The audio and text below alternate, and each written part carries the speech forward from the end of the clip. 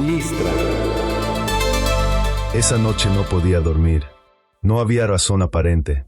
No había ruido, ni tormenta, ni sobresalto. Solo esa inquietud sutil, esa que a veces viene cuando Dios quiere decir algo y tú no estás escuchando. Se levantó de la cama, se puso los zapatos, echó mano a las llaves del templo y salió, como si lo esperaran. La calle estaba vacía. El reloj marcaba las 12:23 de la madrugada. El aire estaba frío, pero no era eso lo que le erizaba la piel. Era otra cosa, algo que no podía explicar. Llegó al templo. Todo parecía en calma. Pero al abrir la puerta principal, lo supo. Alguien estaba allí. El guardatemplo vive en penumbra, donde el silencio se vuelve su tumba. Cadenas rotas y un eco profundo es vigilante del borde del mundo. La medianoche, como símbolo, evoca una sensación de desolación y desesperanza. Es un tiempo en el que la mayoría de las personas están dormidas, lo que sugiere un estado de inactividad o desconexión. En la Biblia, la medianoche a menudo se asocia con momentos de revelación o intervención divina. Este contraste entre la oscuridad y la luz es fundamental para entender cómo Dios puede actuar en nuestras vidas en los momentos más difíciles. Cada uno de nosotros enfrenta momentos de oscuridad a lo largo de nuestra vida. Estos pueden manifestarse de diversas formas. Situaciones como la pérdida de un ser querido, problemas de salud o crisis financieras pueden sumergirnos en una profunda oscuridad emocional. En estos momentos, la desesperación puede parecer abrumadora y la luz de la esperanza se siente distante. La oscuridad también puede presentarse como una crisis de fe. Momentos de duda, confusión o desilusión con respecto a nuestras creencias pueden hacernos sentir perdidos y desconectados de Dios. Es en estas horas de medianoche espiritual que nuestra fe puede ser puesta a prueba. La soledad es otra forma de oscuridad. A menudo, en medio de multitudes, podemos sentirnos solos y desconectados. Esta sensación de aislamiento puede ser profundamente dolorosa y puede llevarnos a cuestionar nuestro valor y propósito. La oscuridad de la medianoche es una realidad que todos enfrentamos en diferentes etapas de nuestras vidas. Sin embargo, es crucial recordar que estos momentos no definen nuestro destino. La medianoche puede ser un tiempo de prueba, pero también es un tiempo de preparación para recibir la luz que Dios tiene para nosotros. Al enfrentar la oscuridad con fe y esperanza, podemos estar seguros de que el visitante de medianoche está presente, listo para guiarnos hacia la luz y la redención. En cada experiencia de oscuridad, hay una oportunidad para el crecimiento, la transformación y la revelación de la gracia divina. En ese momento, el guardatemplo se acordó de Pablo y Silas. La historia de Pablo y Silas en Hechos 16 nos lleva a una de las experiencias más desafiantes y reveladoras de la vida de estos dos apóstoles. En este pasaje, encontramos a Pablo y Silas en una situación crítica, enfrentando la adversidad de manera que nos ofrece profundas lecciones sobre la fe, la perseverancia y la presencia de Dios en momentos difíciles. Pablo y Silas habían llegado a Filipos, una ciudad importante en Macedonia, durante su segundo viaje misionero. Su misión era predicar el Evangelio y establecer comunidades de creyentes. Sin embargo, su llegada no fue recibida con entusiasmo por todos.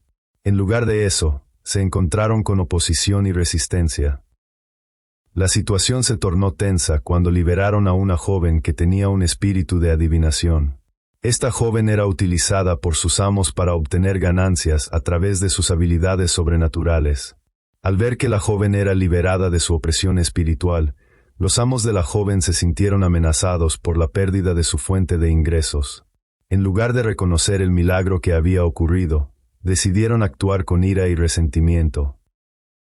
La respuesta de los amos de la joven fue acusar a Pablo y Silas ante las autoridades de la ciudad, alegando que estaban perturbando el orden público y promoviendo prácticas que eran contrarias a las costumbres romanas. Este tipo de acusaciones no solo era serio, sino que también reflejaba la tensión entre el Evangelio y las normas culturales de la época. La predicación del Evangelio desafiaba el status quo, y los líderes locales no estaban dispuestos a permitir que esto continuara. Como resultado, Pablo y Silas fueron arrestados. Fueron arrastrados ante las autoridades, donde fueron golpeados y azotados sin un juicio justo. Esta brutalidad no solo era un castigo físico, sino también un intento de silenciar su mensaje. En la cultura romana, ser azotado y encarcelado era una de las formas más humillantes de castigo, y Pablo y Silas, hombres de Dios, estaban experimentando el dolor y el sufrimiento de una manera muy real. Después de ser golpeados, fueron llevados a la prisión. La prisión en ese tiempo no era un lugar como lo conocemos hoy, era un espacio oscuro y frío, lleno de suciedad y condiciones inhumanas. A menudo, los prisioneros eran encadenados y mantenidos en condiciones deplorables, sin atención médica ni cuidados básicos. Pablo y Silas no solo estaban atrapados físicamente, sino que también se encontraban en un ambiente hostil donde el miedo y la desesperanza podían fácilmente apoderarse de ellos. A pesar de las circunstancias adversas, es fundamental entender la mentalidad de Pablo y Silas en este momento. Ellos eran hombres de fe, dedicados a la obra del Señor. A lo largo de su ministerio, habían enfrentado persecuciones y sufrimientos, pero siempre habían mantenido su enfoque en la misión de difundir el Evangelio. En este contexto, su fe no se debilitó, al contrario, se convirtió en una fuente de fortaleza. El hecho de que fueran encarcelados por hacer el bien, liberar a una joven de la opresión, muestra la realidad de que el camino del cristiano no siempre es fácil. A menudo, la fidelidad a Dios puede llevarnos a enfrentar dificultades y sufrimientos. La experiencia de Pablo y Silas nos recuerda que, incluso cuando estamos en medio de la adversidad, Dios tiene un propósito en nuestras vidas. La situación de Pablo y Silas en la prisión no solo es un relato de sufrimiento, sino también un testimonio de la fe inquebrantable y la perseverancia en medio de la prueba. En ese lugar oscuro y frío, donde muchos habrían sucumbido a la desesperación, ellos eligieron orar y alabar a Dios. Esta decisión se convierte en un punto crucial de la narrativa, ya que su respuesta a la adversidad sería el catalizador para un milagro que no solo cambiaría sus vidas, sino que también impactaría a quienes estaban a su alrededor. La respuesta de Pablo y Silas ante la adversidad que enfrentaron en la prisión de Filipos es un ejemplo poderoso de fe y resiliencia. En un momento en que muchos habrían sucumbido a la desesperación, ellos eligieron un camino radicalmente diferente. Su reacción no solo refleja su carácter como seguidores de Cristo, sino que también ofrece lecciones valiosas sobre cómo debemos enfrentar nuestras propias pruebas y tribulaciones. Cuando Pablo y Silas fueron arrestados, azotados y encarcelados, su situación era extremadamente grave. Estaban en una prisión, encadenados y rodeados de condiciones inhumanas. Sin embargo, en lugar de caer en la desesperanza o la queja, optaron por orar y cantar himnos a Dios. Este acto de alabanza y adoración en medio de la oscuridad es notable y merece una profunda reflexión. La oración fue la primera respuesta de Pablo y Silas.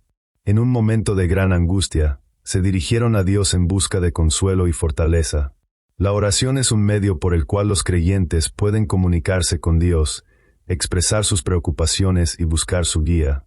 Para Pablo y Silas, la oración no era solo una rutina, sino una necesidad vital. En la prisión, donde todo parecía sombrío, su conexión con Dios se convirtió en su refugio. Este acto de oración refleja su confianza en la soberanía de Dios. Aunque estaban físicamente limitados, su espíritu seguía libre al clamar a su Creador. Al orar, reconocían que a pesar de sus circunstancias, Dios tenía el control. Además de orar, Pablo y Silas comenzaron a cantar himnos. La alabanza en medio de la tribulación es un acto de fe que desafía la lógica humana. Cantar himnos en una prisión, después de haber sido azotados, muestra una profunda convicción de que Dios es digno de alabanza, independientemente de las circunstancias. Esta respuesta no solo les proporcionó consuelo, sino que también les permitió mantener su enfoque en la grandeza de Dios en lugar de en su sufrimiento. La alabanza transmite un poder transformador. Nos ayuda a cambiar nuestra perspectiva y a recordar las promesas de Dios. Al cantar himnos, Pablo y Silas no solo estaban expresando su adoración, sino que también estaban fortaleciendo su propia fe y la de los que estaban a su alrededor. Por medio de la alabanza se tiene la capacidad de romper cadenas, tanto físicas como espirituales, y en este caso, se convirtió en un medio de liberación. Al orar y alabar, no solo estaban expresando su fe, sino que también estaban anticipando que Dios podría actuar de manera sobrenatural. Su actitud refleja un entendimiento de que, aunque estaban en una situación desesperada, Dios tenía el poder de cambiar las circunstancias. Esta expectativa es fundamental en la vida cristiana. A menudo, nos encontramos en situaciones que parecen imposibles, pero debemos recordar que Dios es un Dios de milagros. La fe de Pablo y Silas les permitió esperar un cambio, y su respuesta activa de oración y alabanza fue un acto de confianza en que Dios podría y haría algo extraordinario. El aire tenía otra densidad, una presencia distinta, una especie de reverencia suspendida en el ambiente. Y entonces lo vio. Allí, en la última banca del santuario, casi escondido entre sombras, estaba él. Un joven, encogido sobre sí mismo, cabizbajo, quieto. Allí, en la última banca del santuario, casi escondido entre sombras, estaba él. Un joven, encogido sobre sí mismo, cabizbajo, quieto. No dijo nada, no encendió las luces. Solo caminó despacio por el pasillo central y se sentó algunas bancas más atrás. Quería estar cerca, pero sin invadir. Quería acompañar, sin interrumpir lo que fuera que estaba ocurriendo allí. El joven no se movía. Solo lloraba. Lágrimas lentas, silenciosas, como quien ya no tiene fuerzas ni para gritar. Y el guardatemplo oraba. Oraba sin palabras, con el alma. Oraba para que ese joven sintiera que no estaba solo, para que la presencia de Dios envolviera el lugar, para que el templo, más que un edificio, se convirtiera, una vez más, en refugio. Los minutos pasaron, la noche avanzaba, y de pronto, sin aviso, el joven se puso de pie. No volteó, no buscó consuelo. Solo dijo, «Gracias por dejar el templo abierto, porque esta noche, lo necesitaba más que nunca».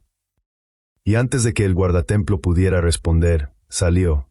La puerta se cerró lentamente, dejando tras de sí un silencio aún más profundo. No de vacío, sino de santidad. El guardatemplo se levantó con calma y caminó hacia la banca donde el joven estuvo. Allí encontró una Biblia abierta. El Salmo 34. Clamaron los justos, y Jehová oyó. Él está cerca de los quebrantados de corazón.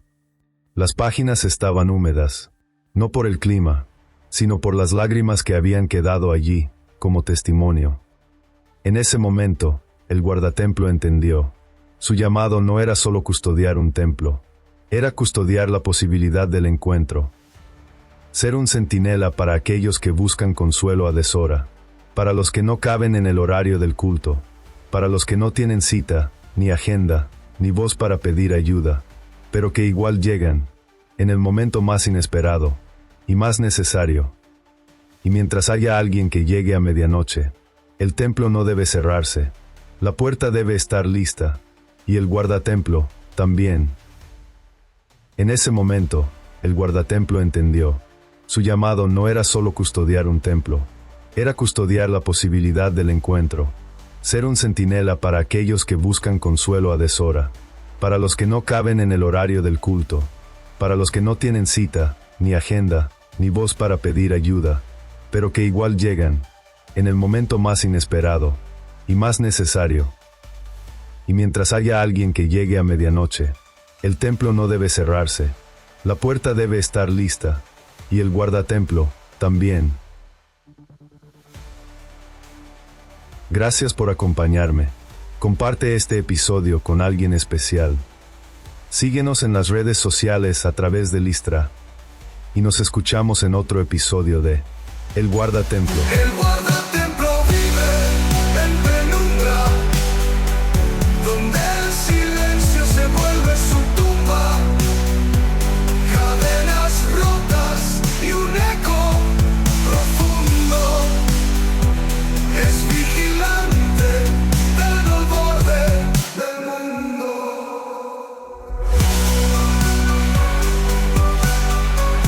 producción de Listra. ABS Audio en calidad sonora.